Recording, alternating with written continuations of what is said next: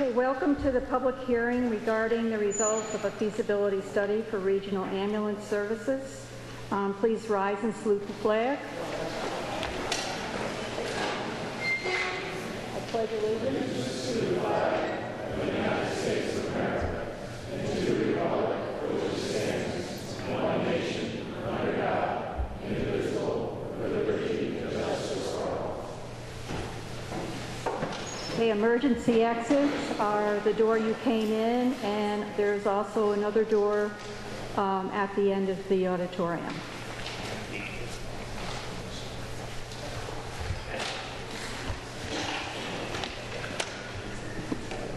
Thank you, Supervisor. Good evening. My name is Paul Bishop. I am a principal with CGR, the Center for Governmental Research, and I've been invited here this evening to present the findings of the report that we've done, the project we've worked on for the towns of Armenia, Dover, Northeast, and the village of Millerton. So I just want to give you a little bit of an idea of what's going to go on this evening. I hope everyone's had a chance to grab a packet as you come in. The proceedings this evening are going to be videoed and they're being audio recorded. And so that means I have to stay within arm's reach of this podium, which is going to be, you'll notice that I'll get a little agitated as the evening goes on because I'm used to pacing as I'm doing a presentation like this. But if you have questions, we do have a microphone from the audience for you in the audience, and I may ask you to give your name and where you're from because this is a public hearing. A little bit about our agenda for the evening. I'm going to go through and cover the study background, why we're here, how we're doing this, what the scope of the project was. I'll go into what we refer to as the key findings. We're not going to get into the 70-page report line by line, page by page. We're going to kind of stay at the higher levels. But we will get what we found to be kind of the most important parts.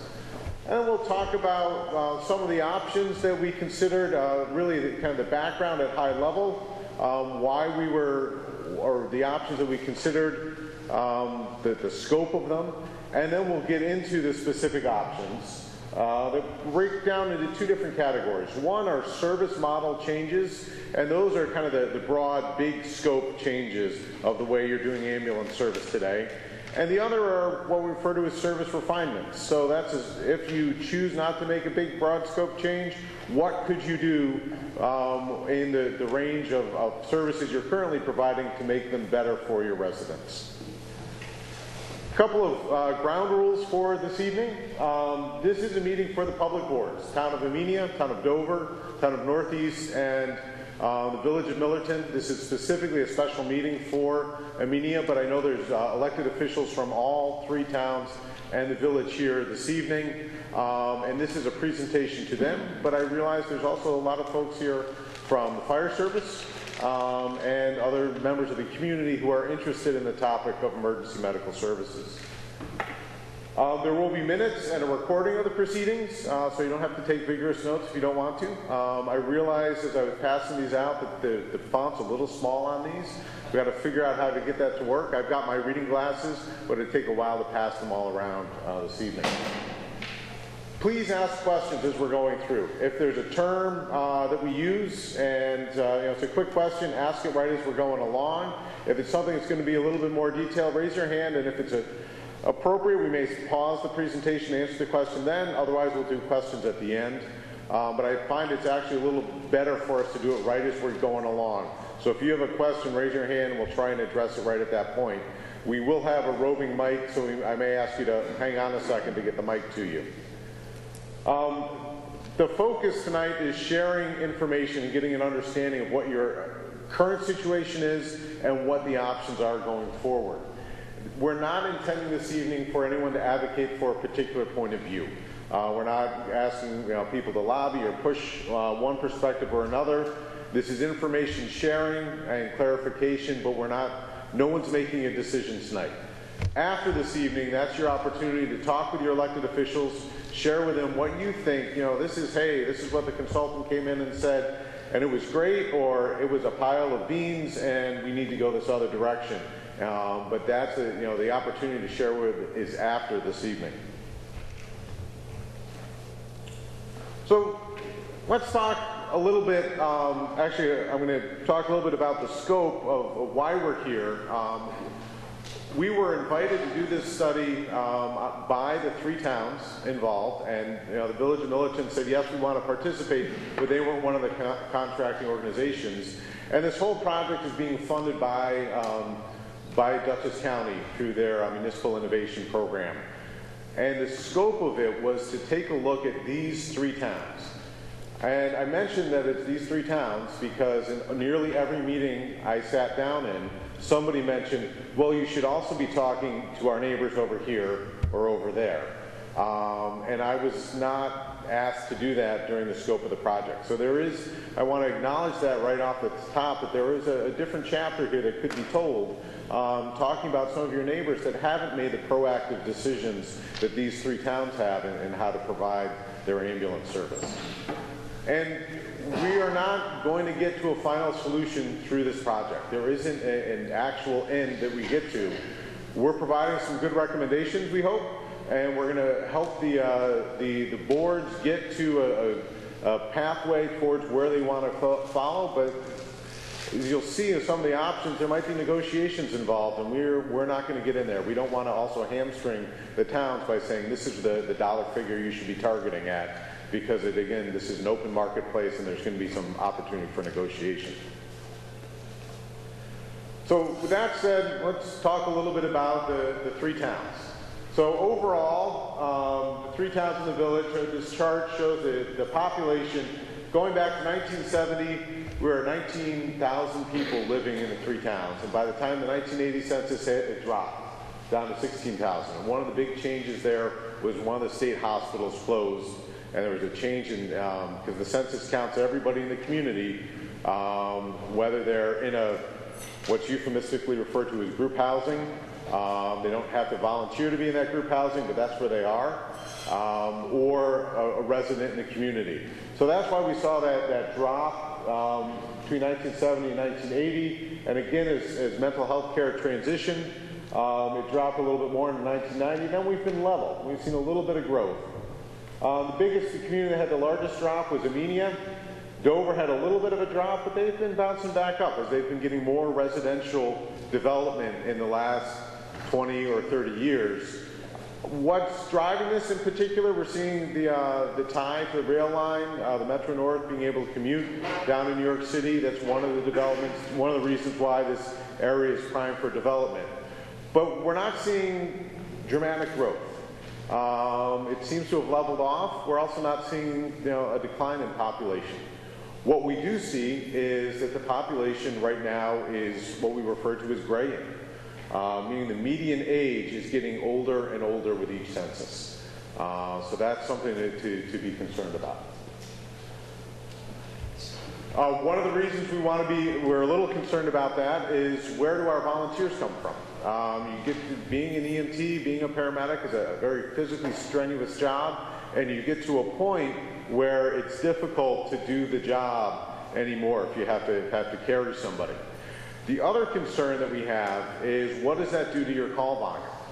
We know from some of our other studies that we've done that a person between the age of 65 and 85 is more than 3 times likely to call 911 for the ambulance service than the average population. So as your population ages, we get more people in that age range, they're more likely to call 911. And then the top end of the age range, 85 and up, how the census breaks it down, people who are in that age range are 6 times more likely to call 911 for an ambulance than the population at large. So when you have a population that's getting old, it's pushing you in 2 different directions. It's driving your call volume up, and you're losing that pool of people that you can recruit from, the younger adults. Those are the ones we want to get as volunteers or professionals into the field. We don't have as many of them. And that's something that we're seeing across upstate New York. This area is certainly not alone. So I'm going to get into the agencies that we profiled. Now, we talked about 5 different agencies in the community that are serving the community right now. The largest, the most involved, is the Northern Dutchess Paramedics. They're a private for-profit ambulance service. They, as their name implies, they provide paramedic service. They also will have EMT ambulances on the road. They serve 33 municipalities, both in New York and Connecticut. All told, the geography where they're a primary service provider, either doing it as the first on the run card or the first response to the 911 call, or somehow backing up the service. It's about 1,200 square miles that they're serving. So it's a pretty broad area that they're responding to. They have a contract with all 3 towns that we're studying. So that contract, they have varying terms, varying lengths of the contract. Right now, all 3 contracts actually are going to expire in 2019. So this isn't something that we're not facing a deadline at the end of 2018. We have a little bit of time to really think about what's the right level of service, what's the right kind of service for the community, and you're able to go about it in a methodical way of making any change. Right now, they keep 1 paramedic ambulance stationed in each of the towns. That is their contract. And it is also included in the contracts that they will provide backfill when available. But it's not a dedicated backfill. So it doesn't mean when that call comes in Amenia, and the Northern Dutchess ambulance responds, gets to the call, takes the patient, transports to Sharon Hospital. There's not a guarantee that there's going to be a backfill ambulance, that another ambulance is going to come into the community to provide a backfill. If there's one available, they will. But it's not, they're spread out over a wide area, and they only have about a dozen ambulances on duty during the day. And that dozen is off the top of my head. The report gives the actual number. So then we get into the different fire departments that are involved in ambulance service in the community.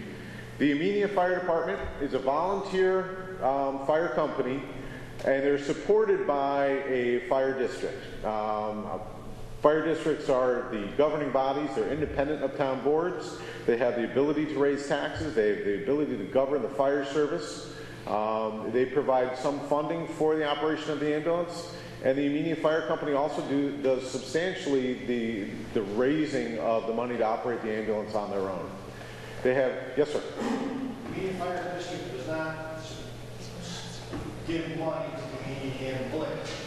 It's rent to the Amenia Fire Company for the building. They do not support the ambulance.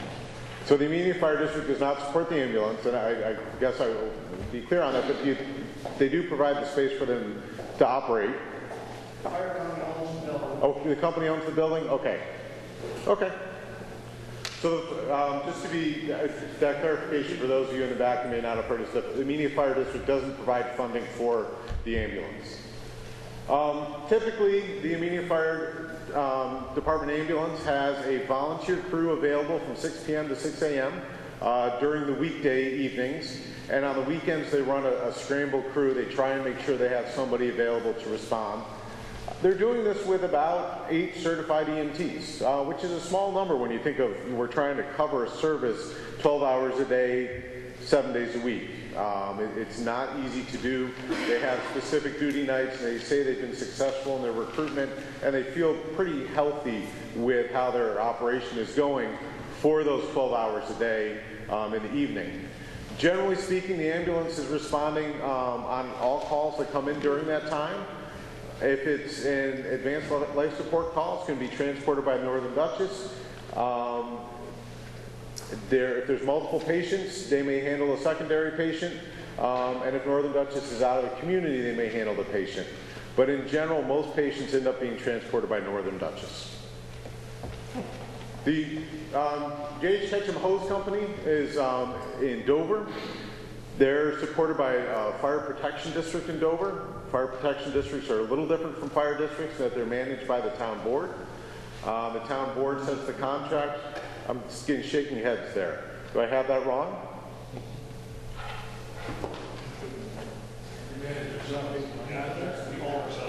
Okay.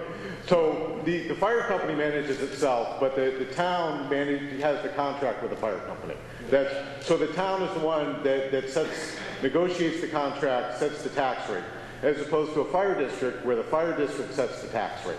So that's the difference between the two. So the Fire Protection District, it's the town board who is establishing how much they're willing to pay, set the contract, raise the money. Fire District is a board of fire commissioners that are separately elected to do it. It's a volunteer company supported by the Dover Fire Protection District. They typically have EMT crews responding to second calls from 5 p.m. to 5 a.m. They also respond and support any fire calls that are going on. And if the NDP ambulance is not available in the town, they will respond to a call. Right now they have 8 certified EMTs or higher. However, they've recently given notice that they're going to stop the ambulance service at the end of the year. So the J.H. Ketchum ambulance service is going to be going out of service at the end of the year. So they will then be doing just a BLS first response service going forward after that. The Millerton Fire Department, it's a volunteer fire company that's supported by the Millerton Fire District. They have right now in the books about 4 EMTs. They respond primarily to fire-related events or motor vehicle crashes. They don't have a specific time that their ambulance is available on duty. They will provide a first response to assist Northern Dutchess, particularly on the more critical calls, but it's not consistent that it's always available.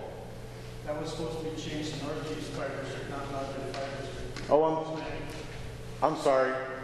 There's no such thing as Millerton Fire District. It's Northeast. It was supposed to be changed. Okay, sir, I'm sorry. I didn't catch that change. I'll make sure that it gets reflected that that's an error. The name of the fire district is Northeast, not Millerton. It's based in Millerton, but it's the Northeast Fire District.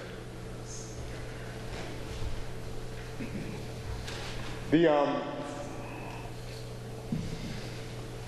Passaic Fire Company is a volunteer fire company supported by the Passaic Fire District, which is in the southern third, roughly, of the town of Amenia. They do not operate an ambulance. They have 5 certified EMTs that respond to EMS calls in the district when they're in the district, which is generally they report they're able to get an EMT to most of the EMS calls that occur in the district. And those providers have their equipment generally available to them in their personal vehicles, so they don't have to go to a station to pick anything up. That's the model that they're operating on. So that's the 5 agencies that are providing service in the community right now. So what are the EMS calls that occurred in the 3 towns and the village? All of this data came from Dutchess County 911 Center, and we tracked this as the responses that occurred in the towns or the village that were responded to by either the Northern Dutchess ambulances that are stationed in the 3 towns or one of the fire department ambulances that was stationed in the town. This particular chart doesn't differentiate between the two. This is just the overall call volume. And this is unique incidents that occurred. So if you had an incident that may have had 3 ambulances on the scene for patients from a motor vehicle crash, this would only show up as 1 on this particular chart. There's some other charts in the full report that show this call volume a little bit differently. So the busiest town is the town of Dover. Not surprising, it's also the largest town. They generally have somewhere in the neighborhood of 800 calls a year. And you'll notice that the bar over on the right, this orange bar, is about halfway up because those were the calls through June 30th. So at June 30th, they were at 401 calls that occurred in the town of Dover. Amenia is the second busiest. They had a busy year in 2016. The numbers have dropped, were lower before that and seem to be a little bit lower after that. They aren't quite on pace to crack that 500 number as of June 30th. Northeast, we split out between the town of Northeast and the village of Millerton. That call volume, it shades a little bit more into the town outside the village than occurs in the village. And these are the areas, these are the number of calls that went mutual aid away from these 3 towns from resources that were staffed in the 3 towns. So you see that that happened in 2017 50 times. So about once a week, a resource that was stationed in the 3 towns went mutual aid to a town outside of these 3. When we were halfway through the year in 2018, that rate was a little bit lower than it had been in the previous years. It was going to end up at about 30, which again was going to be a relatively high number compared to the historical. Any questions about how the call volume gets spread out between the towns? Okay.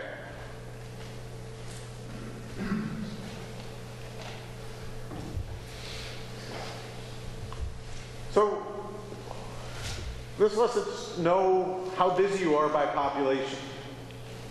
This chart shows over the last, we actually start with, we had one year, 2009, which was a very different model of operation here. There were several volunteer ambulances that were handling most of their own calls at that time, and Northern Dutchess was primarily just providing ALS service. They were not the primary responder. But now, a decade later, things have changed. But the call volume hasn't changed. We're going from just below 90 to right around 100 calls per 1,000 residents. So I wanted to have this up here just so you see, oh wow, the call volume in Dover is so much higher than it is in Northeast. That's because they have so many more residents than they do in Northeast. This is going to come into play if we end up talking about having one large ambulance district across the 3 towns. How do we break apart the costs? One good way to look at it is you take population into account, because population is why we have EMS call volume. EMS, the ambulances are responding for people. So as your population goes, so goes your call volume. And it's been pretty consistent. Amenia peaked up one year, but other than that, we've been down in that range, somewhere between 90 and 110 calls per 1,000 residents. It's a pretty consistent level, and it's actually not unusual for this kind of population for us to see numbers in that area.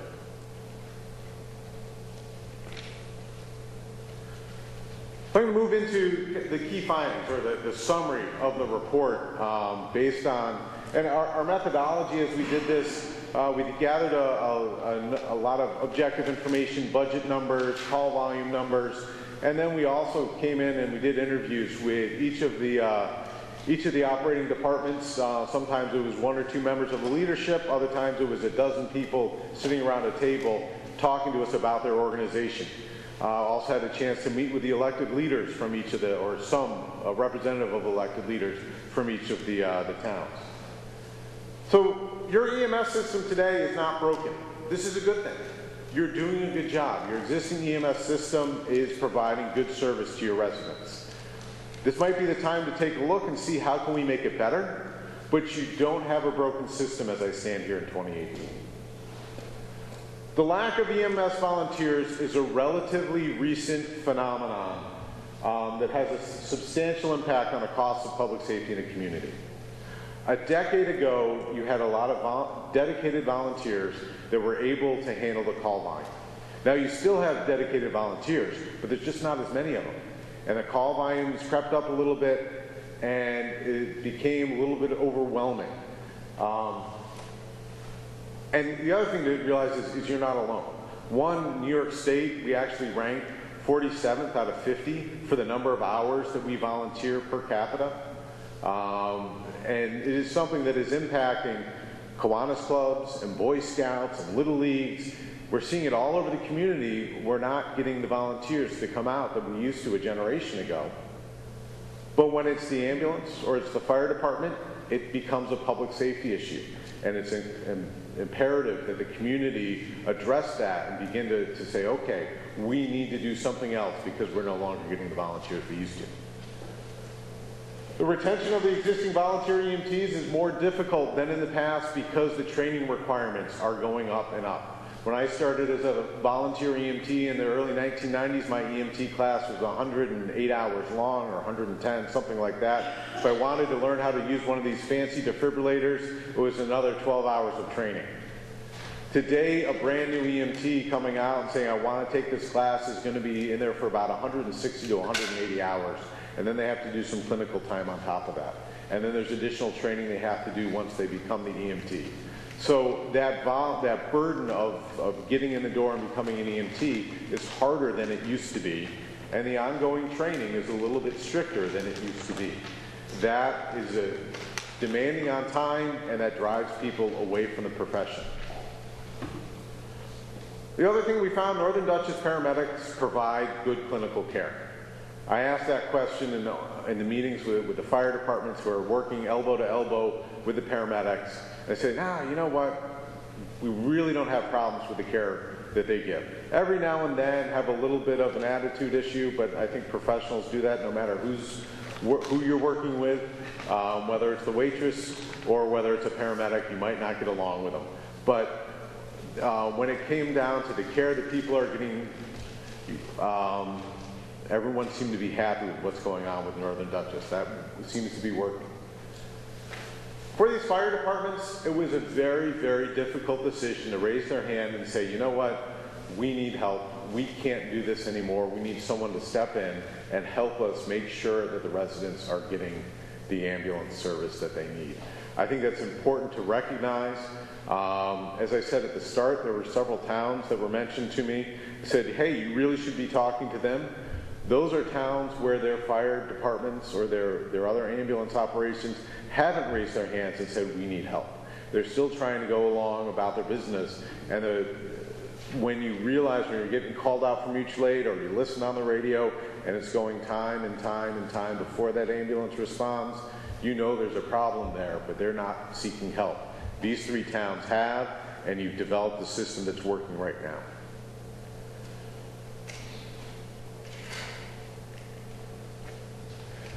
So governments are the primary contractors with Northern Dutchess and the decision makers, but there's not a huge depth or length of knowledge among a lot of the elected officials about EMS. So they've been turning to the fire departments who had been doing it historically, and also turning to Dutchess County government to get assistance. So they figure out how to do this the right way for their community. Right now, all three towns are under agreement or negotiated renewals through 2019. So this is the time to start talking about changes if you want to make them. But we don't have to rush into anything because you have the time to be deliberate, and if you need to, negotiate through it. The actions in your neighboring towns impact what happens here. And I say that because if their service is not available and there's a request for an ambulance, Northern Dutchess does pull the ambulance from this community to respond. Sometimes it's through an official mutual aid. Sometimes they're redeploying one of their resources and are working to backfill it. But that resource they're redeploying is closer, so that's the one they're going to use. The call volume for ambulances in these three towns is just over 4 calls a day on average. We did find that roughly 12% of the time, when a call occurs, there's another call within 90 minutes. And it's a kind of important number because that's about how long it takes you to cycle through a call. So if you're on a call, about 1 in 8 times, there's going to be another call in these towns. So we may not have the resources immediately available, but in general we do. Most of the time we do. Not quite 90%, but it's there.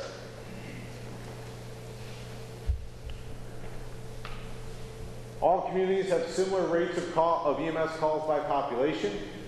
The busiest time for calls are in the middle of the afternoon, and the slowest times are in the middle of the night, is what that should say. I didn't catch that. About 1 in 8 calls occurs within 90 minutes of another call. So if we were to just look at call volume, you guys have too many ambulances. You don't need 3 ambulances to handle the number of calls that you have in a year.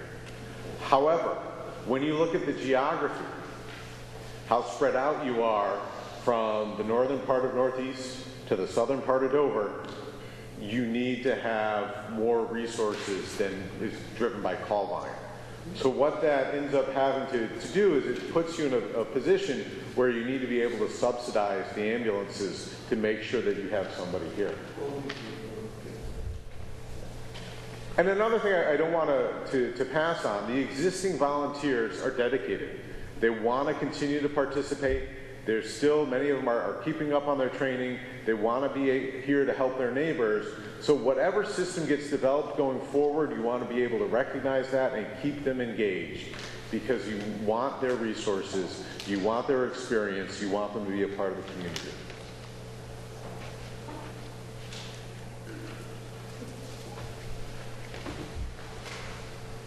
So I want to talk a little bit about the current contracts that exist in the three towns. So town of Amenia, right now, 2018, is paying $322,000. Dover's was $256,000. Northeast was $310,000.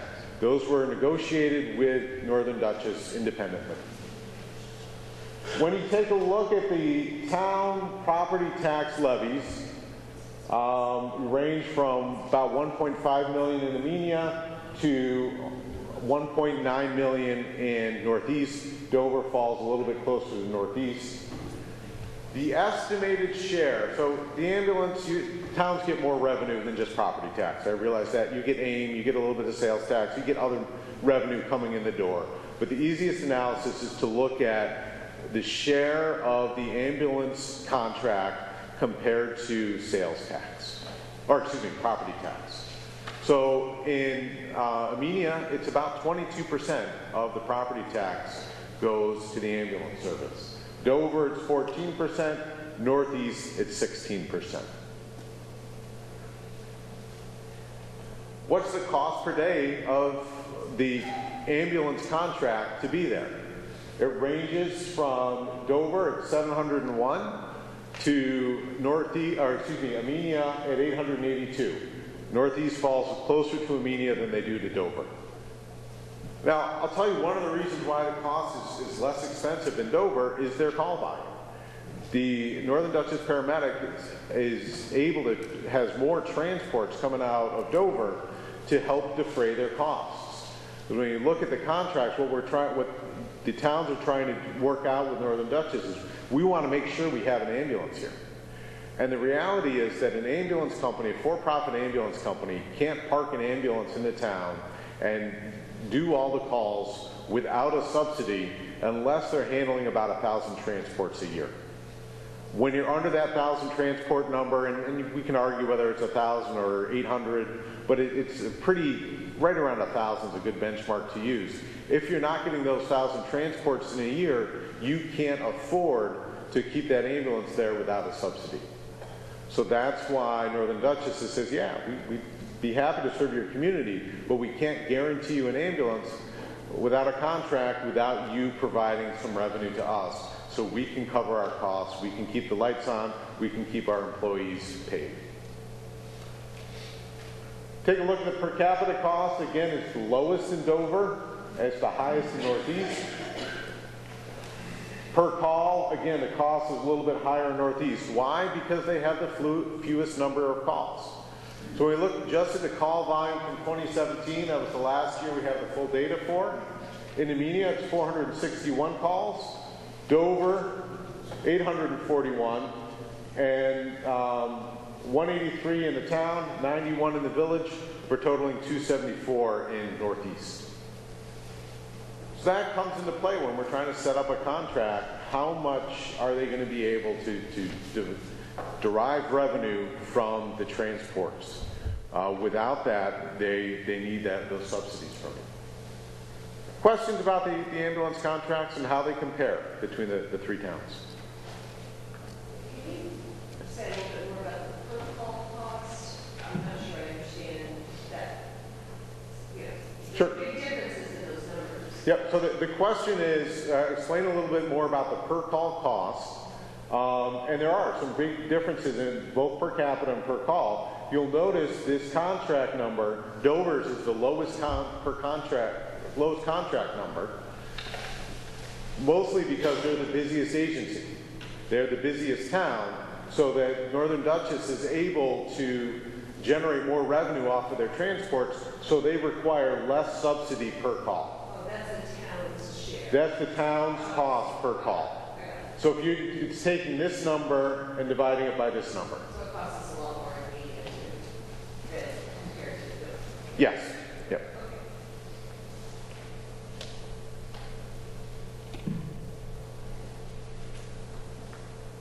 Other questions? Okay. So as I said at the start, we looked at a variety of different options that you could pursue with the ambulance, changes to the ambulance service. And we break them down into service model changes, and then we service refinements, where we're really trying to fine-tune what's already going on. So I'm going to spend some time talking about the service model changes in a little bit more detail, and then I'll hit kind of those service model refinements a little bit lighter towards the end. So came up with 8 different options for service model changes. And one of them isn't really a change, right? It's maintaining the status quo. You do have to go in and negotiate when your contract is up, but it's each of the 3 towns remaining with a separate contract and doing it on their own. Another would be creating a single ambulance service district. So one ambulance contract with a provider, whether it's Northern Dutchess or somebody else, to cover all 3 towns. Excuse me. Another version of that would be to just have 2 towns working together rather than bringing all 3. Creation of a nonprofit EMS ambulance service to cover the area. And I'll explain a little bit about what I mean by that. You can also pay EMS staff for fire districts and companies to run on the ambulance. You can create a municipal ambulance service.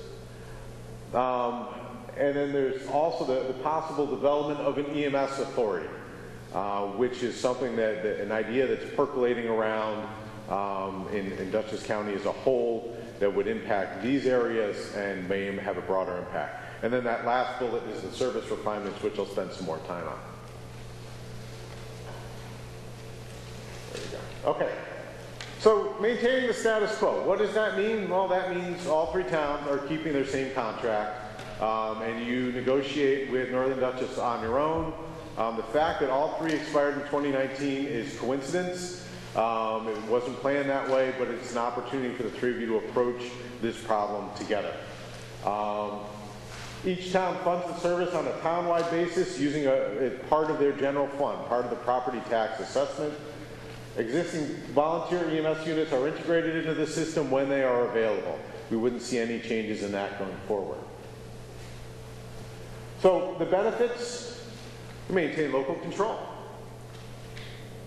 That's something that is a plus to some people. Other people are like, you know what, I'd be happy to let someone else handle this negotiation, or I think we might have more power if we negotiated as 2 or 3, but this is talking about negotiating as 3. An EMS unit is dedicated to the town. So that's what happens. They do their shift change out here. They keep an ambulance station in each one of the 3 communities. So costs, that's a drawback. The costs are going to continue to escalate. And I don't have that chart with me here tonight, but it's something that's in the report, and you can see what's been happening to the cost of the ambulance contracts over the years. It's climbing and climbing and climbing.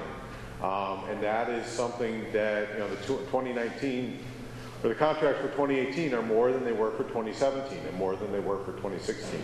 Each community is escalating at a slightly different rate, but they're all going up. And you're unlikely to have a competitive bid, what I mean somebody other than Northern Dutchess, bid on your contract if you do the 3 of them separately. This was a response that I heard from more than one town supervisor, as they had done RFPs in the recent past for ambulance service, said, you know what, I can't bid on your town alone because there's just not enough call volume there. So a competitor to Northern Dutchess was afraid to enter into the market because there wasn't enough call volume. But if the 3 towns combined together, there might be enough call volume to get competition, and then when we're in a competitive marketplace, maybe we're able to drive costs or improve service or both. And the other thing to note, Village of Millerton does not have a contract for service with Northern Dutchess. They are covered as part of the town of Northeast's contract. It is a town-wide tax as opposed to a town outside village tax. Questions about maintaining the status quo?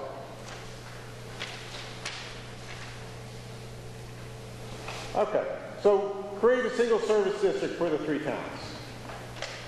The 3 towns and village agree to jointly contract with an EMS service inside their borders. This process would begin probably with an RFP. We go out, we say, you know what, we want to get proposals from a authorized ambulance provider to come in and provide service for us.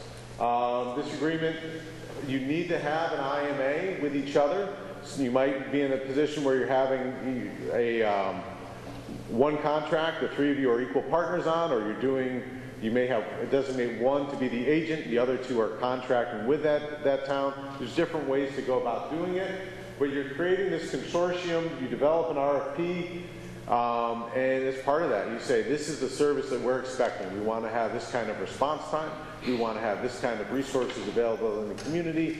We want to know about the service from the provider, so we understand what services our citizens are receiving.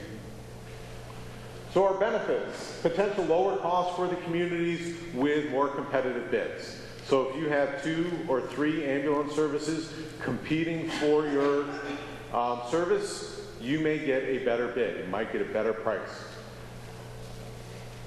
If you're doing this as one service district and setting one set of response time standards, you'd be encouraging the contractor to do dynamic positioning of their resources and to make sure that we're always trying to get the best possible response time to the 3 towns as a whole rather than just our one town.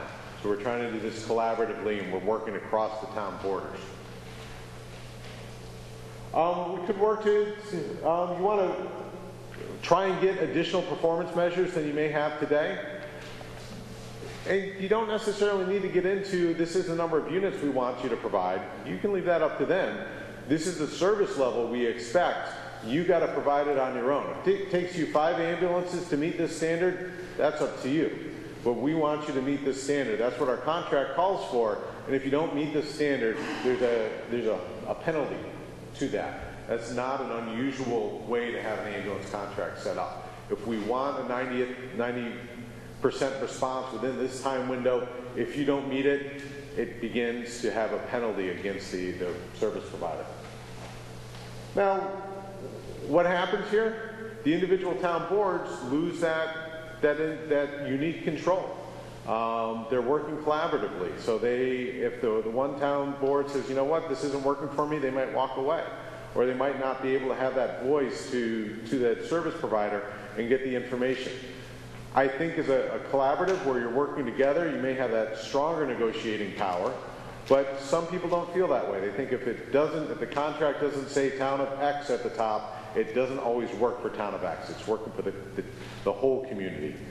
You can structure it so it's making sure everyone's getting the service. That would be the goal. As I showed on that comparison of the current contracts, how much it costs to provide ambulance service in the different towns varies because of the call volume. So if that agency isn't able to generate that call volume in that town, it will cost them more to provide the service in Northeast than it will in Dover. So how do we account for that? How do we make sure that a resident in Dover doesn't feel like they're subsidizing the folks in Northeast or vice versa? That gets a little bit of political will to make that happen. The suggestion that I would have is rather than use something like taxable assessed value to split out the share, I would stick with population because we know that that's a pretty good predictor of what that call volume is going to be. Historically, the 3 towns have been right around each other and what their calls per 1,000 residents are. So we break it out and that cost would get shared based on the number of residents. One of the drawbacks also I found doing the research for this, New York State does not allow a special district, a town special district to cross town borders. Now, you can have a fire district that goes across town borders. You can have a school district that goes across town borders, but you can't have a special ambulance district go across town borders. Haven't found an example of that yet in New York State. There are ambulance service districts that cross the borders, but it's not the taxing jurisdiction that go across the borders.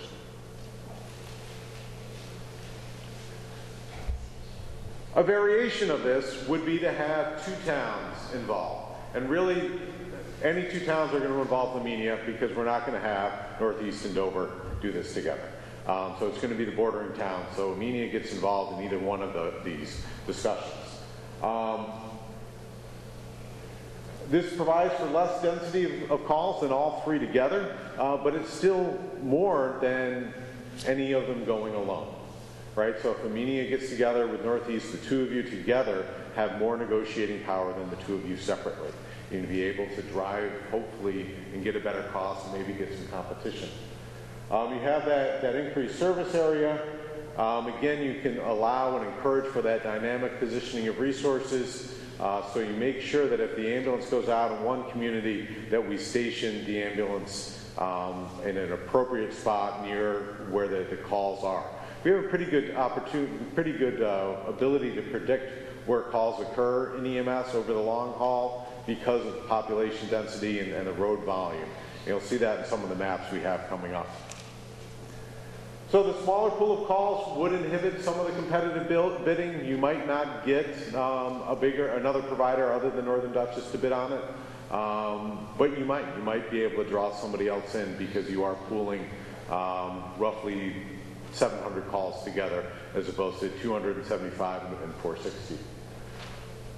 Eliminates the exclusive local municipal contract. So again, the local, each town board loses their independent authority. They have to work together to make this happen. And there always would be that negotiation of cost sharing. How do we make it work between the 2 towns?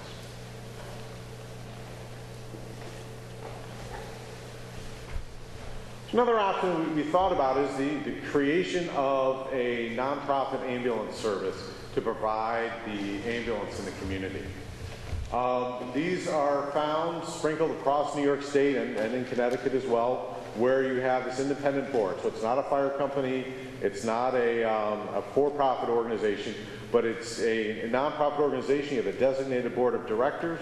You can have appointments to that board of directors. Community Rescue Squad in Copake is an example, immediately to the north. They could serve as a model. There are some also a little bit to the south. I think Paulings is an independent agency as well. They own and operate the EMS service either with volunteers or career staff, or often a combination of the 2.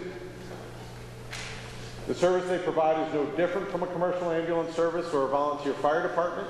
But by the nature of their charter, their goal is to provide that service to the community. So any revenue in excess of expense gets reinvested into the community, gets reinvested into their equipment, as opposed to a for-profit agency that's trying to make a profit.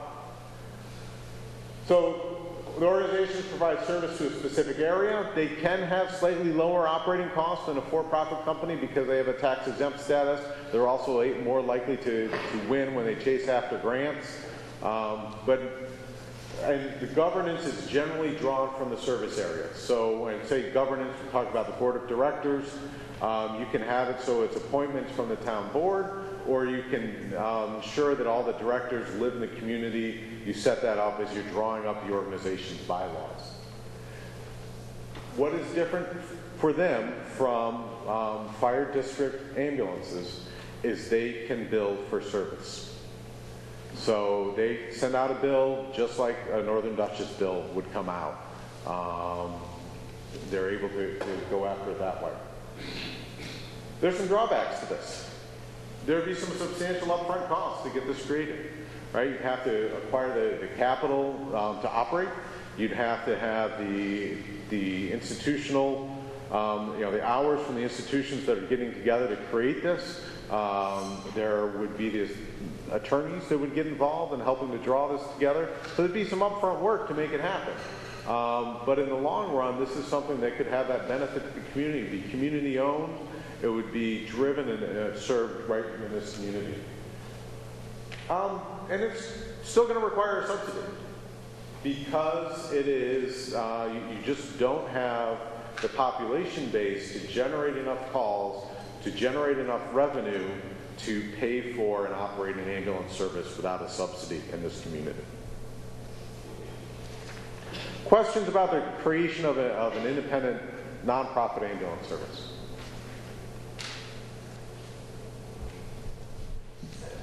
Yes, ma'am. So, they would operate just like a for-profit, the only difference being they're not-for-profit. Right, so They have a board of directors, they have their bylaws, they have their accounts that are involved, benefiting from this that is correct. organization. They charge just like a for-profit.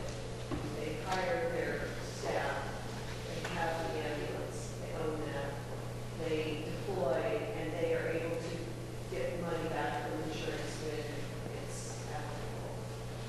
That is correct.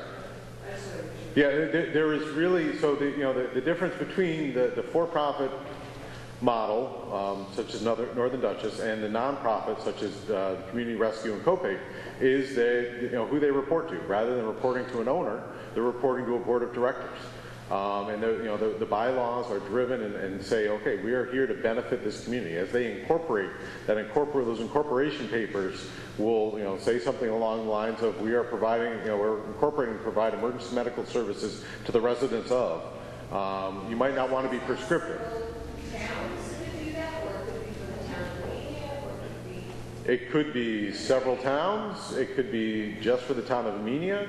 It could be for just a subsection of the town of Amenia. I've seen them in New York State where they cover several towns. I've seen them in New York State where they follow the borders of a school district.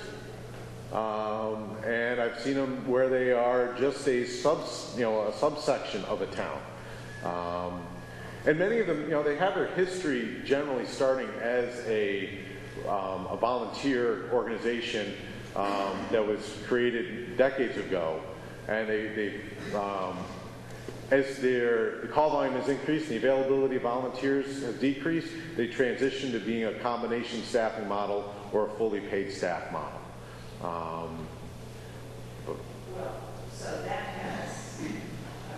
So that has a real benefit to some of our volunteers who have been serving without any compensation whatsoever. So this would give them an opportunity to actually get some kind of compensation while providing a nonprofit needed service to the community that goes back into their pockets, not into an outside agency. Is that correct? Yes, you can draw, where you draw the employees from is the business of the board of directors. When they, a little bit of autobiographical information, I started as a volunteer EMT for an agency like this, serving the town of Brighton in just outside of the city of Rochester.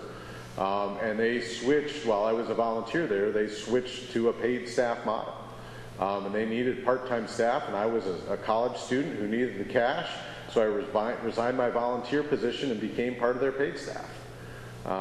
Because I was able to help me pay my rent. And the advantage would be that they live right here, right? Well, yes, and they might. You don't necessarily you don't have a residency requirement, but you could. I think that would be limiting to have a residency requirement, but you can also have preferential hiring of residents if that's something that you want to pursue. There are a lot of successful nonprofit ambulance companies in New York State I could point you to. Yes, ma'am. Would it be possible for local fire departments to contribute their existing equipment to this entity? I am not an expert on state nonprofit law. My understanding is that they cannot transfer it to the nonprofit ambulance, but they could to the town, who could allow the nonprofit ambulance to operate it. That's my understanding, but I don't have Esquire at the end of my name. So I would say you need to consult with an attorney to practice in nonprofit law to make sure that I'm accurate in that. Paul, one other thing. Hey, your voice is carrying, but he's probably going to need you to have the mic. Dana Smith, Commissioner of Emergency Response. Under the drawbacks of substantial upfront costs, one of the things that need to be considered as well from the Hudson Valley Regional EMS Council, which is the first entity that approves a new application or an application for an upgrade of service, is the financial stability of the organization. So if we have an ambulance that doesn't exist or one that's going to upgrade its service, they're looking for substantial financial stability up front. So how much money? Traditionally, the lowest amount that I've seen, and it's anecdotal, is around $500,000 up front. Then additionally, what they're going to look for in our region, because of we had some agencies that were all volunteer or disrespect that upgraded to the advanced life support level, and because of the rules and regulations and the criteria associated with that, they could not maintain that level of certification. So what they would look for there as well is at least one career staff member who had administrative and leadership experience to run an organization like that. So that's just one of the things that would have to be considered. And when you say $500,000, are you talking assets or actual cash? The one case that I'm aware of in Dutchess County, for an upgrade from BLS to ALS, they were looking for cash on hand. Okay. Because part of that was you have the funds to sustain the staff. And, you know, I guess that's the conversation to have, that if we have these guaranteed contracts with these towns that are going to be providing subsidy, Yeah. you know, I've got this revenue stream above and beyond my billing. I'm going to be, you know, I've got revenue coming in of X thousands of dollars guaranteed by these contracts by the town boards. Is that going to be enough? Yeah, and most likely it would, but that would be something that would have to be considered besides the purchasing of equipment, insurance, legal fees, all those things. There are other upfront costs operationally.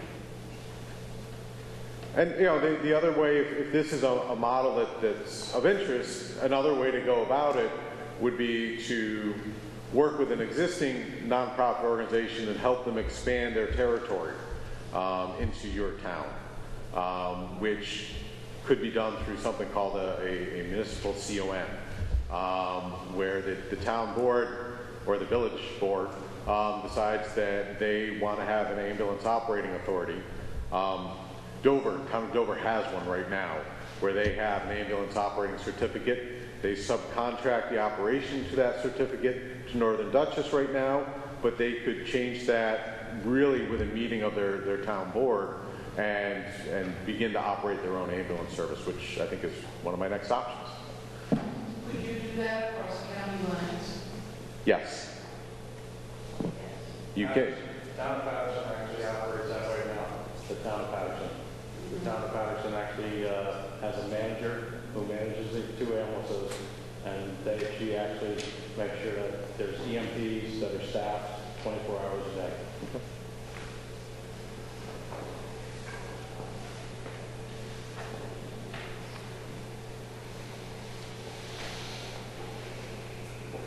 Other questions about this potential model? Okay. So, paid EMS staff for fire districts and companies. Right now, well, the fire department ambulance could pay for staffing at either the EMT or paramedic level or both. The staff could be 24 hours a day or a fraction of the day or week. Existing fire department infrastructure would be utilized for this service. When this, you know, right now we have an operating fire department ambulance in all three towns. One has said they're going out of service at the end of the year, but that is the environment we're in today. The benefits: we keep the service under local direction. allows for volunteers to remain engaged and work in coordination with the paid staff. So right now, we'll use Fire District, Amenia Fire Company staffs their ambulance. The fire districts could employ people to staff that ambulance 12 hours a day when the volunteers aren't available. And through that, you then get that ambulance available 24 hours a day. There's limited need then for capital expense. Keep your volunteers engaged and part of the process. So some drawbacks. Independent fire companies are unable to bill for service for EMS transports, so the entire cost would be a municipal burden such as property taxes. There are fire districts in New York State that pay to have their ambulances staffed, and they have an aggressive donation campaign when they do a transport, but they cannot bill for service. That is New York State law. Every year for the duration that I've been paying attention, which is at least 20 years, there has been a bill introduced into the Assembly that would give fire districts the ability to bill, and it never goes anywhere. I really don't understand all the politics behind it, but obviously they're entrenched because they've been trying to get permission for 20 years to do it, and it keeps getting denied. It's called paid services. It is most likely the commercial ambulance services that prevent it from happening. You're correct. The management of this service would likely be a new burden to volunteer leadership of the fire companies and fire districts, unless they hire somebody and say, in addition to responding to the calls, you're going to be a manager for us or a supervisor for us as well. To maintain that current level of care that you have, you've got paramedic ambulance service in all 3 towns. In order to keep that level of service, you'd have to pay and have a paramedic there. You would actually have to go through some regulatory jumps to go from the BLS level up to the paramedic level. It's something that's possible. It doesn't have the substantial capital upfront costs that we were talking about in creating that new service. Questions? Okay. Creation of a municipal ambulance to directly provide service. One or more of the ambulances establish an ambulance service, including an operating certificate. So Dover has an operating certificate. They've had it for a number of years. It actually dates back to the time when Northern Dutchess wasn't allowed to operate in the town of Dover by their operating certificate. So Dover created their own, and they subcontracted to Northern Dutchess. In the meantime, Northern Dutchess has expanded their operating certificate so it encompasses all 3 of the towns. Full operations of the ambulance service, including staffing, billing, responding to calls, capital investment, training, purchasing would become the responsibility of the municipality. So you essentially, in addition to your public works department, you create the ambulance department. You could also have that intermunicipal agreement between the towns. So one of the towns could be we're the ones who are going to be the employer, we're going to buy the ambulances, we're going to do the staffing, and for this amount of subsidy, we'll keep an ambulance in your town. You've just got to go out and get that operating certificate territory so we can get in there and do it. So it's locally directed, focused service on the community, or it could be shared across several of them. Staff might be available for other municipal tasks. So as I've done my work in New York State, one of the most interesting staffing models I've seen was actually this is a town in Greene County. Often when I'm doing this, they have no idea where Greene County is, but you guys do know where it is. So the town in Greene County, and they needed an EMT because they couldn't get the volunteers available during the day. They needed an EMT during the day to handle the calls, and they also needed a deputy clerk. They found an EMT who was willing to work as the deputy clerk. So she spends time processing dog licenses and receiving taxes, and then when that ambulance call comes in, which only happens in that particular town about 100 times a year, so it's not a busy call volume. About 100 times a year, she says, whoops, I'm sorry, I'm not answering the phones, I'm answering the ambulance call, and she disappears for 2 hours. We do that now. You disappear for 2 hours? Or you have for an hour? Our hospital's right here. Okay. But you do, so you allow, the towns allow release sometimes to respond to calls. But this was part of her job description. Her job description was deputy clerk / EMT was her job description.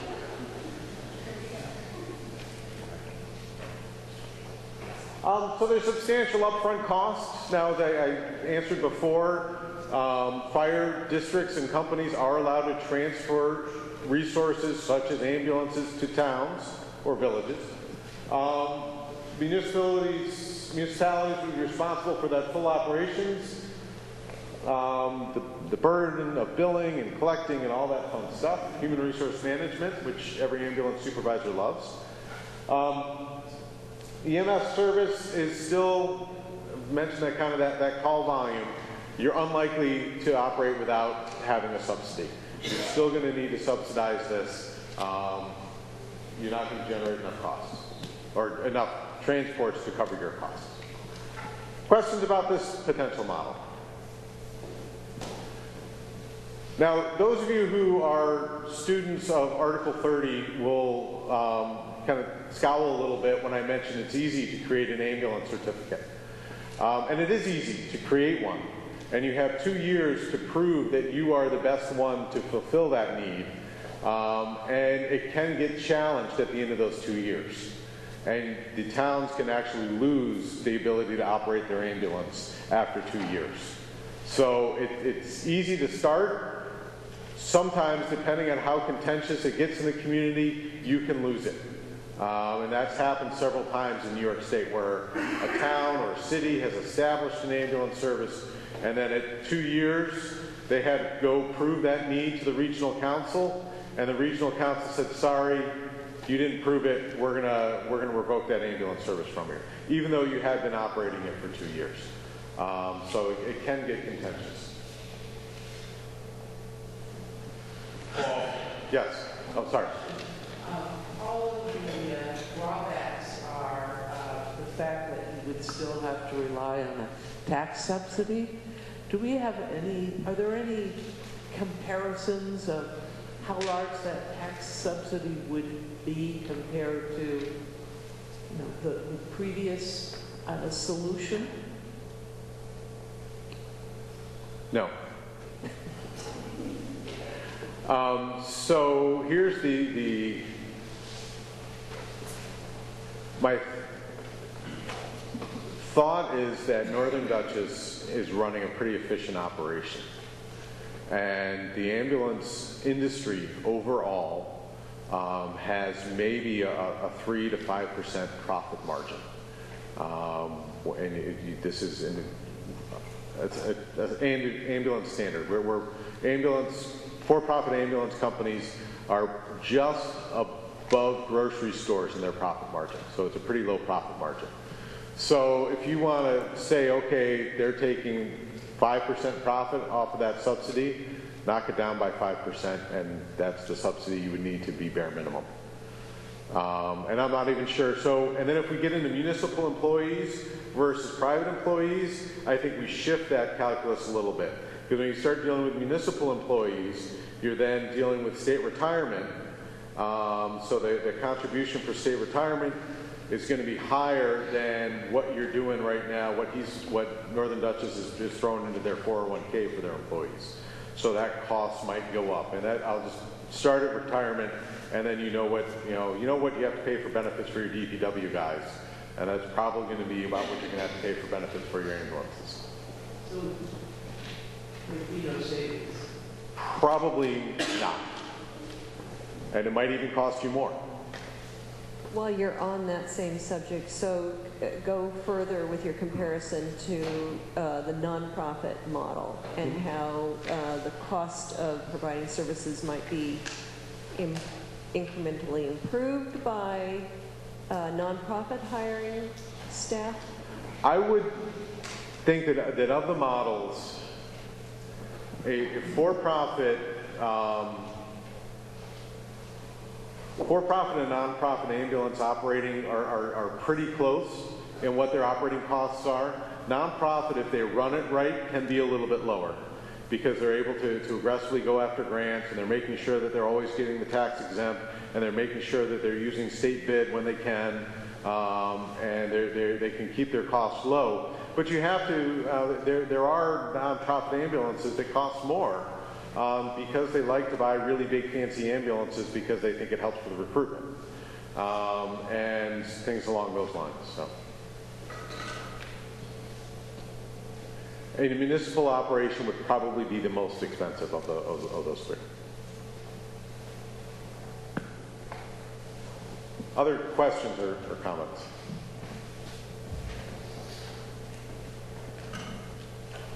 Skip? No. All right, development of an EMS authority for the county or a portion. So this would be an independent government authority created to provide EMS service in a designated area. Authority would be governed by a board of directors or a commission. Now this bullet's, I think the big hurdle is this would be the first of its kind in New York State. There are other ambulance authorities in the country, but this would be the first in New York State. Organization would be focused on the delivery of EMS, an independent service authority across municipal lines, and this is kind of one of the keys with the funding, is it could be based on a service fee model rather than a ad valorem property tax, right? So what we're dealing with there is your exempt roles. We might be able to have that service charge against some of the exempt properties to be able to share that cost burden across the community rather than on the assessed value, but on the service value.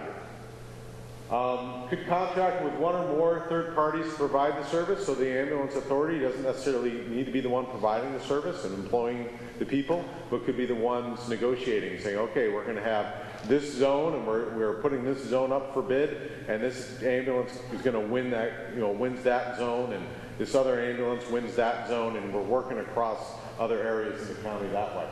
Or it could have its own employees, or a combination thereof. As a first of its kind organization, there's some unforeseen challenges. Creating an authority is something that New York State allows you to do for a variety of things, from removing goose poop to providing water and sewer services. So you're allowed to create authorities in New York State for a lot of different reasons. And just because it hasn't been done doesn't mean we're not allowed to do it, which is the ambulance authority. You need to have substantial political support to implement this option. So everyone from the local level to the county level, and then you got to get the buy-in from the state legislators to make sure that this is a process that can go through, and we get the support at every level of government to make this happen.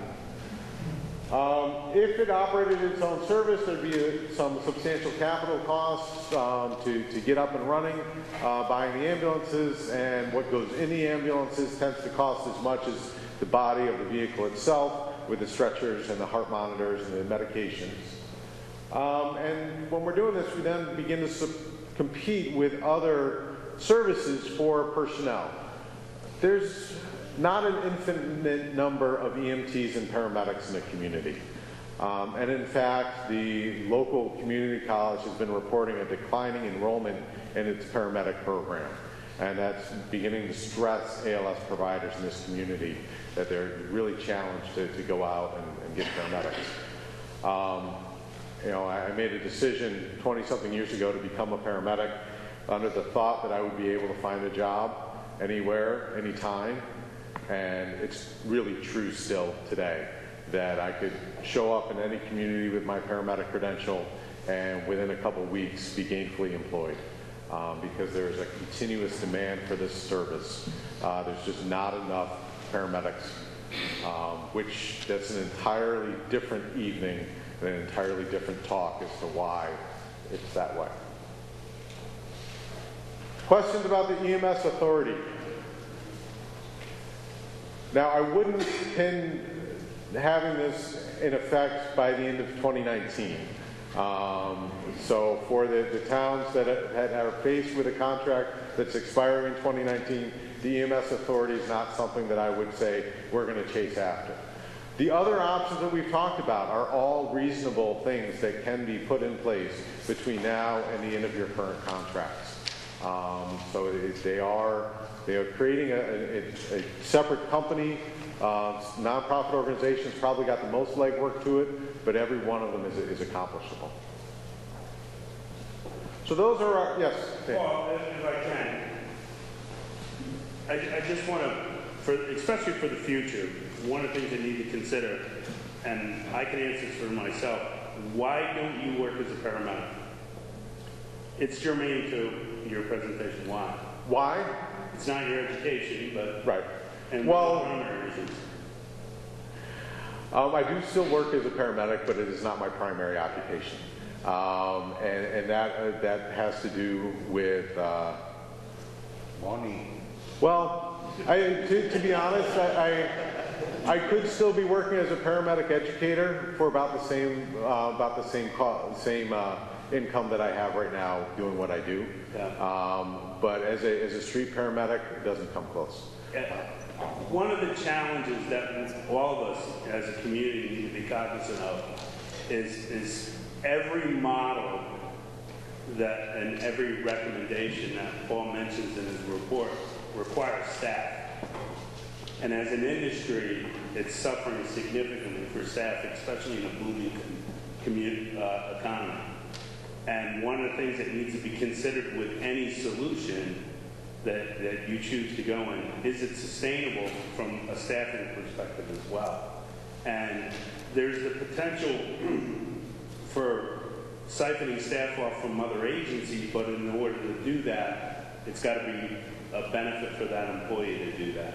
So to make someone do it, especially because most EMS providers are young as compared to our workforce, one of the primary things they're looking for is money.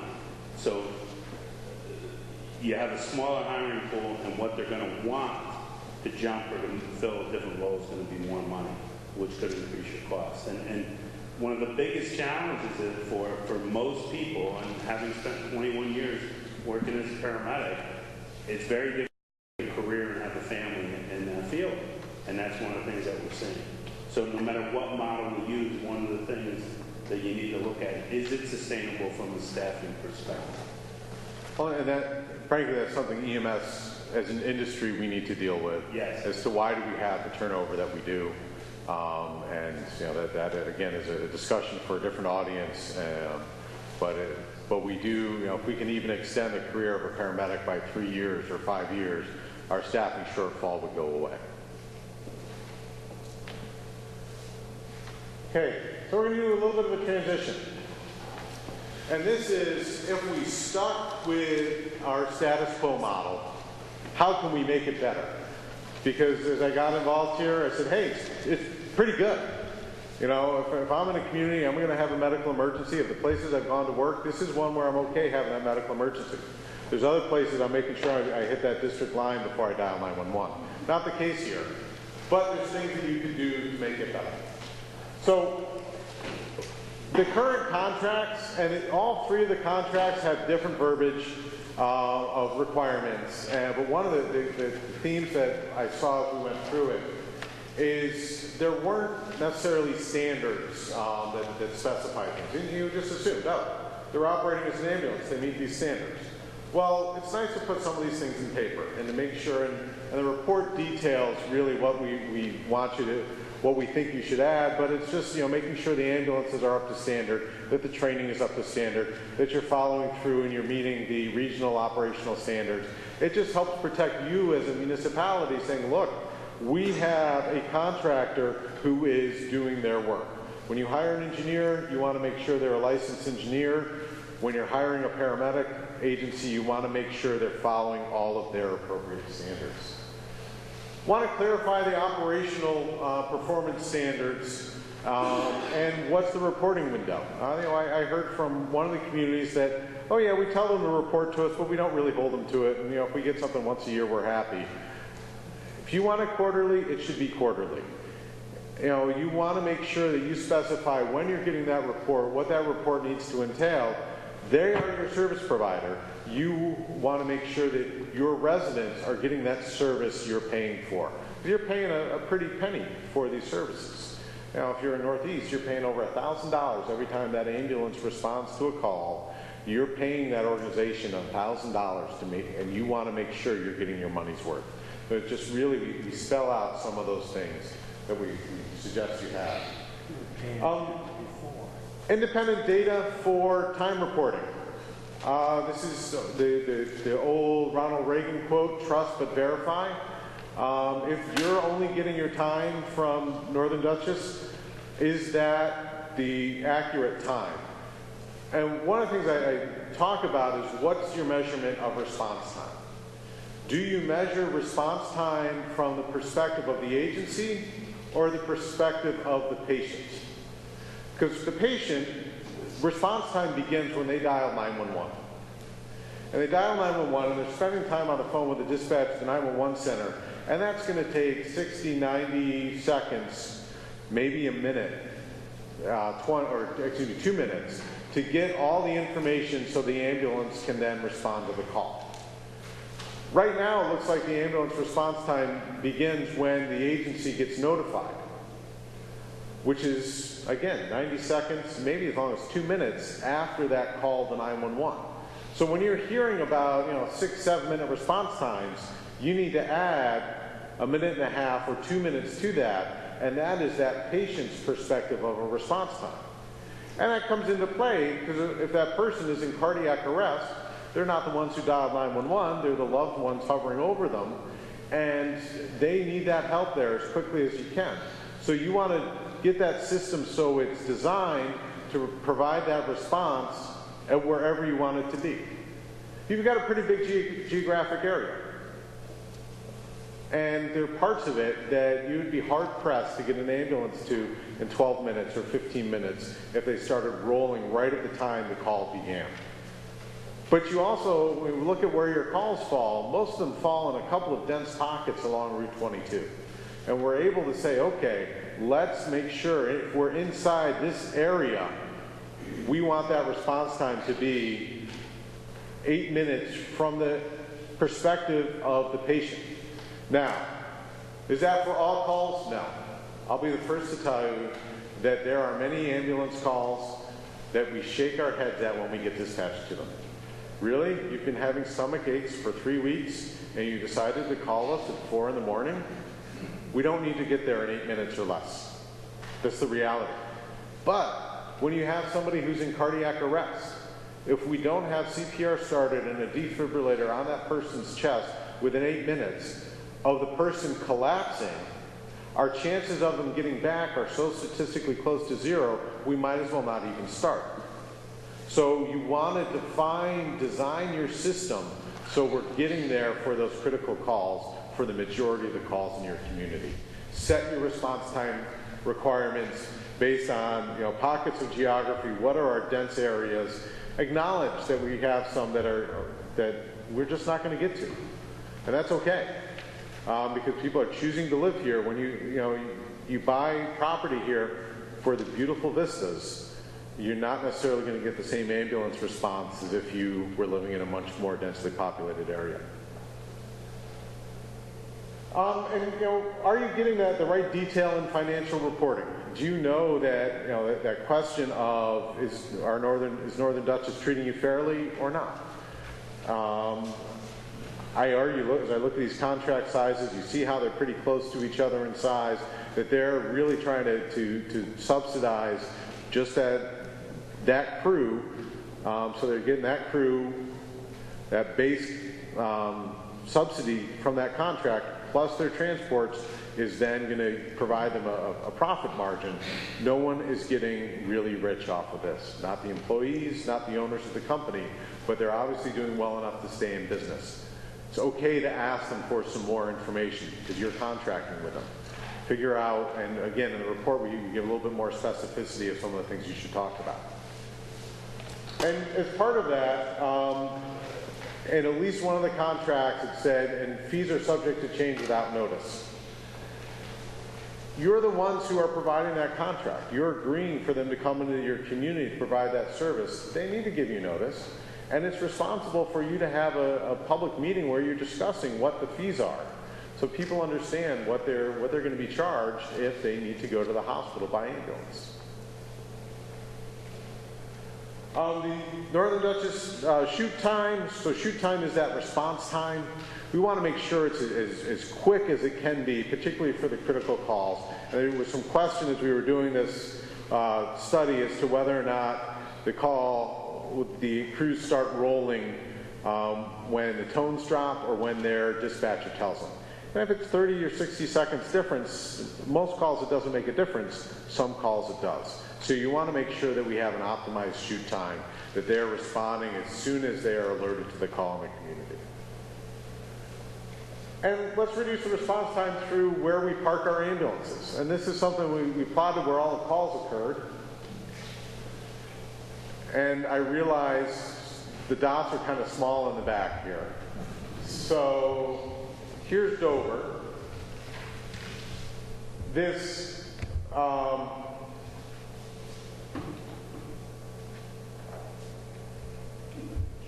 I gotta make sure I'm, okay. We get a little bit of a washout here. Each one of these dots is an ambulance call. Right now, up here this is the Ketchum Hose Station, number 1 there. This is where the ambulance parks. You see where all these dots are, that's where a lot of the calls are. But you also have this big volume of calls down here. It's difficult to tell on this projection, I understand that, but this light green is what's a 5-minute drive time for this ambulance. So from here, they can cover all these calls in a 5-minute drive. That green shading gets down to about here. All of these calls down here are well outside their 5-minute drive time. All of those residents of the town of Dover, in the southern part of the town of Dover, if they're having that serious medical emergency and the ambulance is parked up here, it's going to take them a long time to get there, longer than 5-minute drive time. So, you know, you have that 2 minutes for call processing, 5 minutes of drive. We're talking a 7-minute response time. So we're outside that window. Some of these would be 12, 15-minute response times to get down here. So if we park that ambulance somewhere else in the town of Dover, where else? I don't live here, but I can guess there's some places. One is that we picked that I think everyone is familiar with is the high school. And if you keep the ambulance down near the high school, we then have this response in this purple area. And we're able to get to more of the calls. We increase the number of calls that are within that 5-minute drive by about 10%, 15% by relocating that ambulance. And if we go a little bit north up here on Route 22, we might even hit a few more. This was a quick analysis. We could work with a GIS system and some more calls and really try and plot that out. But what it comes down to is right now where the ambulance is parked in Dover is too far north. You need to move it south so you're providing better service to your residents. We all understand that, so there's no locations to put an ambulance. Okay, I'm showing you what the data has shown me. I understand that, but it's the same thing in the town of Meeting. There's no location right now where an ambulance can go in the center of each town and then respond from that area. Due to the fact that the town, I don't believe, is going to build the EMS building or an emergency services building, and there's no place in the area to rent. Okay.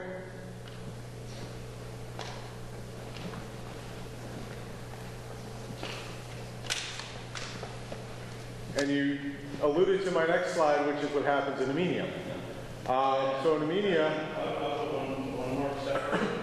Yes, sir. Actually, warehouse. Oh, hang on. Let him get you the mic so you can make the video. Warehouse at the town hall. I'm sorry? Years ago. They warehoused at the town hall years ago. Okay. And then they moved out of there. We gave them room in one of our stations.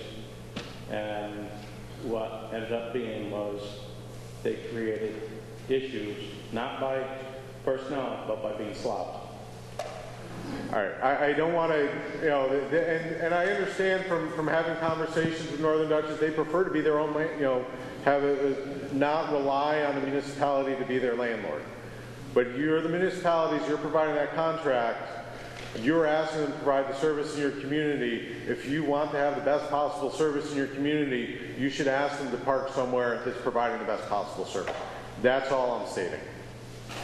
I realize there's some political and some operational challenges, but that's kind of the role of government in cases to solve these problems. We were actually letting them house there for free. Okay. I appreciate there can be history and you know, some solutions that may not have worked in the past. My role here is to project things that could be done going forward. So again, Amenia, where are we? This is where the ambulance is parked today. This green area is where they are stationed down in the Passaic area, 5-minute drive times. That light green ends well before this building, well before we get near the center part of Amenia. One of the suggestions that we came across on this map was, and again, it's a landmark that I think everyone knows where it is, which is the train station in Passaic, which is right here. If we draw the map with an ambulance parked there, we're able to hit more calls inside this purple area. Again, trying to improve that response by parking an ambulance in the center portion of the town. Realize there's some challenges in getting that to work, but it's a suggestion to improve the service. I'll go one more. Cricket Valley. Back when I was in Cricket Valley, I approached them to allow the fire company to have a piece of property there. And that was supposed to be negotiated through with the towns and everything that the county, the town, and the high school went through. But we never got invited to negotiate, and we never received a piece of property back. Okay. That was centralized. Right. So for those of you who aren't quite sure, if I am correct, Cricket Valley is right here. It's just a little bit north of where the high school is along 22.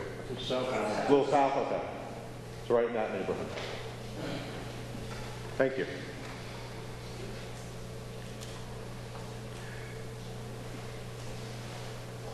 So other suggestions to try and improve the current service you have today is something called dynamic deployment. Now, those of us who have worked as EMTs and paramedics, we hate it, but it serves our community well.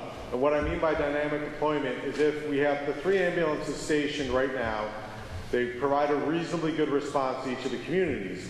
But if one of them goes out, that community is without a resource until it comes back from the hospital, or unless Northern Dutchess happens to have one available.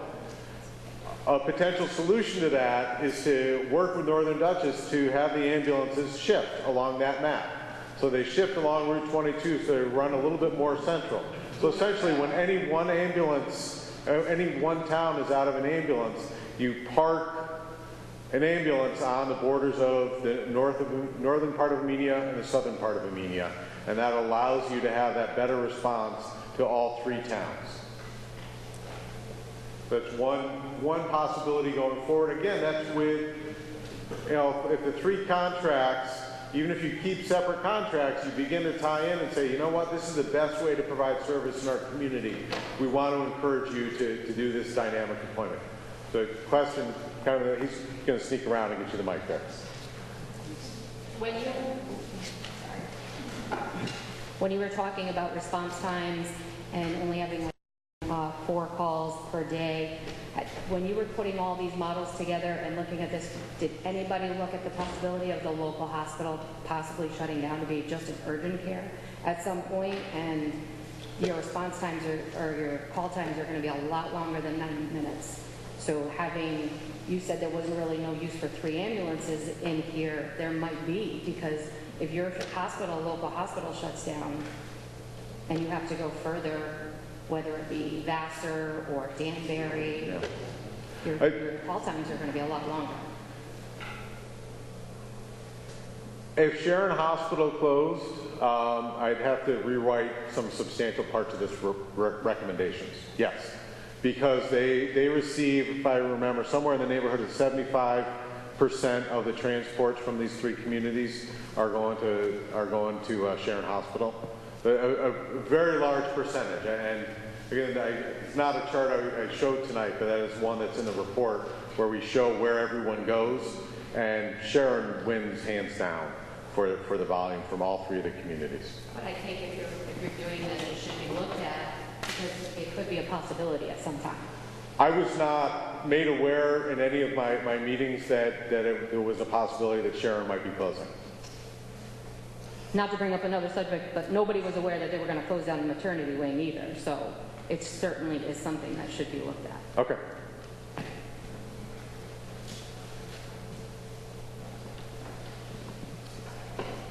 So the second bullet down is consider working with neighboring towns. And there are a few people who are clenching as I put that up there because I understand that all the neighboring towns were invited to participate in this study and chose not to. And you know, it is not, these three towns are not independent. What happens with your neighbors influences you. In particular, people were naming towns to me. I didn't include them in the report. Not going to name them tonight, but I think the professionals who are responding to the calls right now, they know where the problems lie, and they're generally a little bit to your west, would draw resources from your community. So they really are part of a long-term sustainable solution. You need to get them involved somehow so they don't keep pulling resources away from you. Enhance the first response to critical calls. This is something I bring up anytime I'm talking about EMS, particularly in an area that is not a dense population center where you don't have a lot of resources immediately available. Critical calls in EMS are few and far between. 1 in 20, 1 in 30, where we're talking about something where we have somebody who's truly needs that life-saving intervention within that first 4 or 5 minutes. The more people we can have who we can get involved in responding to those, the better. And we already have volunteer fire departments that do a good job, and they have their pagers, they have their cell phones that alert them to calls. Who else can we tap into to get involved here? Law enforcement is a natural next step. But have we ever thought about making sure the guys and gals in DPW have training? How do we make sure that all of our school teachers, many of whom may live in the community, do they have training? And if there is that event that happens where their neighbor is having that critical emergency, that they can get notified. With technology that's available today, we're not notifying everybody.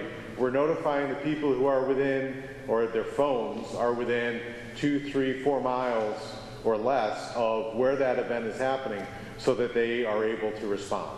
It's a different kind of concept from what you're doing today, but when we look at trying to improve outcomes from critical events, typically cardiac arrest or severe hemorrhage, the more people who we can have who have that minimum level of training, and we're talking 8 hours, 10 hours at most, to handle those kinds of calls which are not frequent events. We want to have more people involved, the better we can respond and deploy. With the 3 ambulances, as I said, they are, you're kind of resource rich by call volume, by geography you're not. We talked about whether or not you need to backfill. There's a certain set of hours of the day, roughly late morning to early evening, where you have more of those back-to-back calls than at any other point in the day. Does it make sense to try and get a swing shift 4th resource available to this community so that you're not spreading those, not shuffling those 3 resources up and down 22, but bringing that 4th one in so we're able to backfill immediately? Something to consider. A contract with all 3 towns, that might be something you have the weight to put in with Northern Dutchess and say, look, we need to do that. Or maybe we need a little bit more science, a little bit more refinement, and we say, you know what, it's not every day of the week. It's only these 4 days of the week where we really need it, and it's only for these 8 hours that we really need to have that extra 4th resource to make sure we're covering those last calls. The data is there to do that. And you know, we can really kind of refine down and drill into that. And finally, the question, kind of a longer term question, is do we always need paramedics? Again, if we're doing this as a contract, one way that you might be able to lower the cost is to say we need 2 paramedic units and 1 BLS unit among the 3 towns. And that BLS unit, one, an EMT of 2018 is not the same EMT from the year 2000. Their scope of care has expanded. They're able to do a number of interventions today that they weren't able to do. And really those high-risk calls where the paramedic skills are essential are few and far between. That EMT ambulance can handle many of them. And you're more comfortable doing that if you have that paramedic backup only a few miles away that they can work as an intercept. If we design a model that way, maybe we're able to reduce some of the costs in the community. Questions about the service refinements?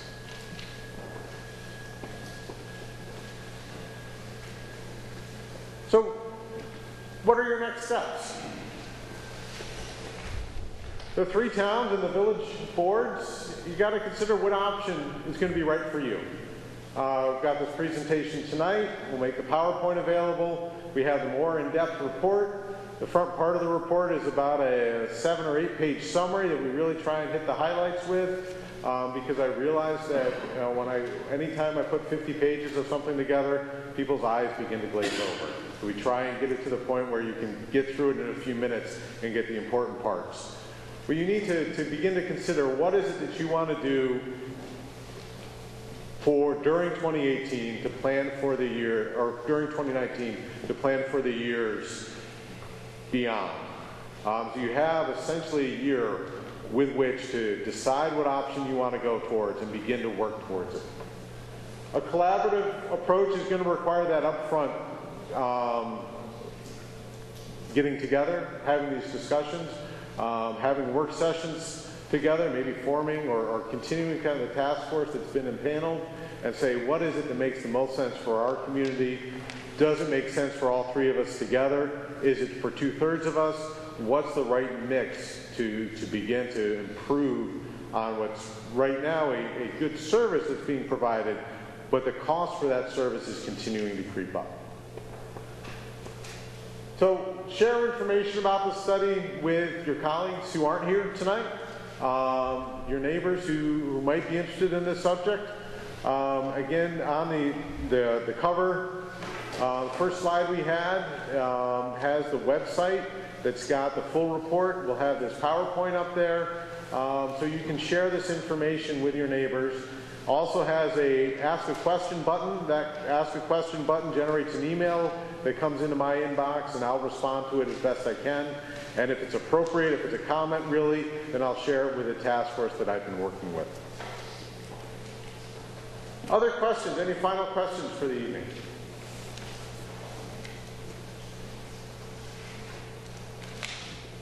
One in the back. So basically what you have to do is get all the town boards get together and make a decision on how we're going to do this for next year. That's basically what you're saying. Yes. The ball's in the town board's court.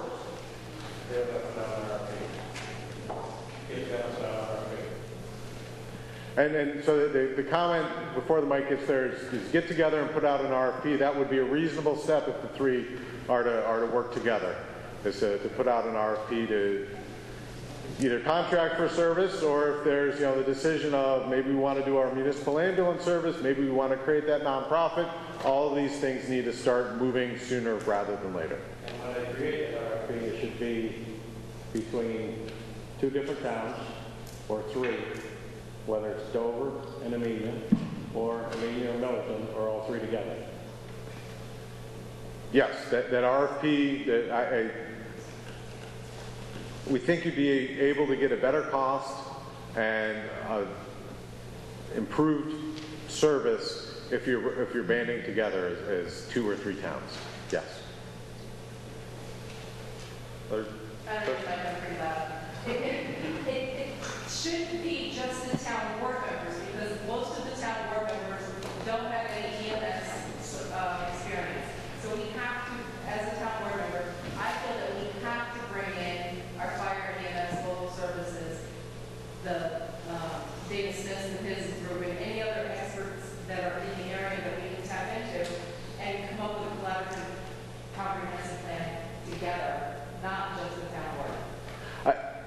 I agree that it should involve people beyond the town boards. And for those of you who couldn't hear, she was, and her voice is, you know, it does carry. This room's got great acoustics. I didn't really need the mic all night, but I've had it. Although the town boards are the ones who are on the hook for the vote, they should definitely be getting the input from a lot of different people before they're making that vote, making sure they understand what we presented. Are there other things that didn't make it into the report that are important to be considered, and really getting a lot of opinions before you move forward. It's a consequential decision. As you saw, this isn't a small slice of anyone's budget. Now we're talking 15, 16, and 22% of the property tax levy. This is a big cost. So you want to make sure it's being spent in the most effective way possible. Are there any examples in New York State of success of doing this sort of thing that might make us understand what the best option might be? Of each of those options I presented, I can name a success and I can name a failure. Great. For those where there was success, I would suggest that there's strong leadership, good collaboration, people who check their egos at the door, and we're doing it for what was best for the community at large and not necessarily for their next election or because of pride, but doing it for really what you can show is it was going to provide the better level of service. Where I've seen failures have been in situations where egos got in the way. Is probably the biggest cause of something like this not working. Could you give us the names of those communities that were successful? Yeah, I can generate a memo and I'll share it back with those who I've been working with, which included the town supervisors or a representative from each town board, and try and name a specific example for each one of the options based on my experience. And I know as I sit here and I'm watching Dana gaze at me over your shoulder, I'm sure he's got some ideas as well. And some of them may be more local, and realizing that I've worked in done EMS work in maybe 15 counties in New York State. It's by no means all of them, and only a handful in the Hudson Valley. So I'm sure there might be some examples closer to home. Other questions or comments? I have a comment.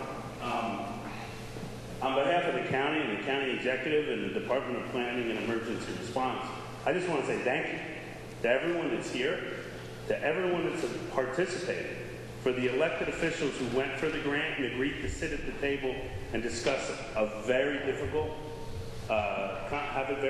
conversation and look at something that's very challenging. There are communities in this county who aren't paying attention to it. We all know that, despite what's been put on paper, not only here but in other reports. And you should be complimented. Your elected leaders in all 4 municipalities should be complimented for wanting to step to the table.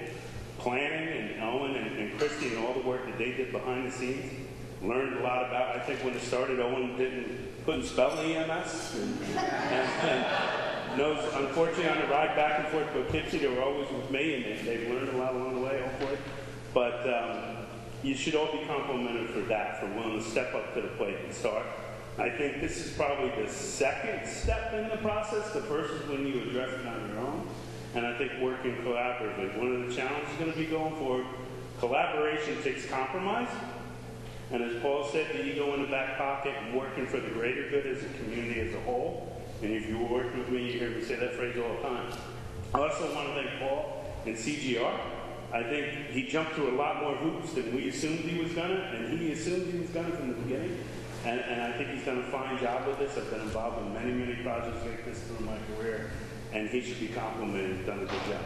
But as community leaders, and that's who's here tonight, you should be complimented, and I want to thank you on behalf of the county for doing that. So thank you. Thank you. That's all I have. Do you need to officially adjourn our meeting? Your meeting? Yes, I have 3 board members here. a motion to adjourn.